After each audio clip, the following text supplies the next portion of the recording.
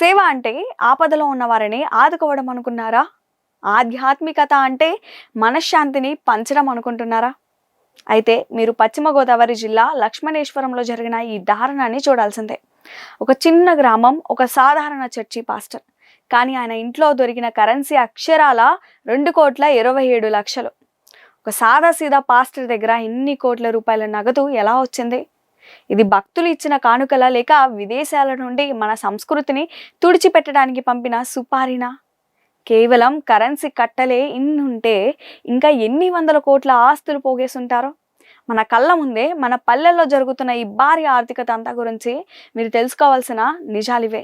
పశ్చిమ గోదావరి జిల్లా నరసాపురం మండలం లక్ష్మణేశ్వరంలోని పాస్టర్ గంటా జాన్ బాబురావు ఇంట్లో పోలీసులు జరిపిన సోదాలు ఇప్పుడు రాష్ట్ర వ్యాప్తంగా కలకలం రేపుతున్నాయి. ఒక చిన్న గ్రామంలో చర్చి నడుపుకునే వ్యక్తి దగ్గర 2,27 కోట్ల రూపాయల నగదు దొరకడం అంటే సామాన్యమైన విషయం కాదు. ఇది కేవలం ఒక పాస్టర్ కథ కాదు. మన రాష్ట్రంలోని అనేక గ్రామాలలో పాగా వేసిన ఒక వ్యవస్థీకృత నెట్వర్క్ అసలు రూపం అనుకోవచ్చు. ఆలోచించండి, ఏ వ్యాపారం చేయకుండా, ఏ పరిశ్రమలు లేకుండా వీరు ఎలా కోటీశ్వరులు అవుతున్నారు? దీని వెనక ఉన్నది విదేశీ నిధుల ప్రవాహం. మత మార్పులను ఒక మిషన్ లాగా చేపట్టి అమాయక హిందువులను ప్రలోభ పెట్టడానికి విదేశాల నుండి భారీగా నిధులు వస్తున్నాయి.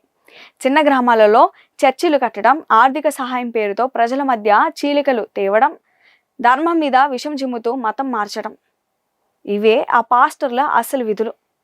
పోలీసులకు దొరికిన ఈ కోట్లు కేవలం ఐస్బర్గ్ కోన మాత్రమే. విచారణ జరిపితే బినామీ ఆస్తులు, విదేశీ బ్యాంక్ ఖాతాల భాగోతం బయటపడుతుంది.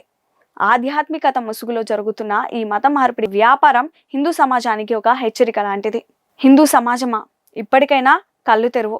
మన పక్కనే, మన పల్లెటూరి వీధుల్లోనే ఇంత పెద్ద కుట్ర జరుగుతుంటే ఇంకా నిద్రపోదామా? సేవ పేరుతో వస్తున్న ఈ కోట్లాది రూపాయల వెనుక ఉన్న ఎజెండా మన మూలాలను దెబ్బతీయడమే. ఒక చిన్న పాస్టరే కోటీశ్వరుడు అవుతున్నాడంటే ఈ వ్యవస్థ ఎంత బలంగా విస్తరిస్తుందో అర్థం చేసుకోండి. మనం మౌనంగా ఉంటే రేపు మన బిడ్డలకు మన సంస్కృతి మిగలదు. ఈ విదేశీ విధుల వెనుక ఉన్న కుట్రలను ప్రభుత్వం కఠినంగా అణిచివేయాలి. మత మార్పిడి మాఫియా ఆగడాలను అరికట్టకపోతే మన గ్రామాలు మనకు కాకుండా పోతాయి. మేలుకోండి, మన ధర్మాన్ని, మన గ్రామాలను ఈ వ్యాపారస్తుల నుండి కాపాడుకుందాం. ఒక చిన్న పాస్టర్ దగ్గర ఇన్ని కోట్లు దొరకడంపై మీ స్పందన ఏంటి? ప్రభుత్వం ఇలాంటి వారిపై ఎలాంటి చర్యలు తీసుకుంటే బాగుంటుంది? మీ అభిప్రాయాన్ని కామెంట్ చేయండి. వాస్తవాలను అందరికీ చేరవేయడానికి ఈ వీడియోను షేర్ చేయండి. జై Hind. My Media, the voice of India.